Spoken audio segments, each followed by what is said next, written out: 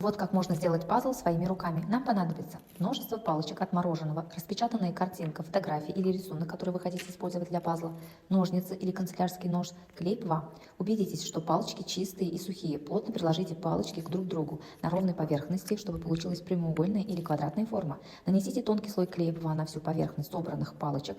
Аккуратно приложите картинку к палочкам, стараясь не оставлять складок и пузырей. Дайте клею полностью высохнуть. После высыхания клея приклейте скотчем.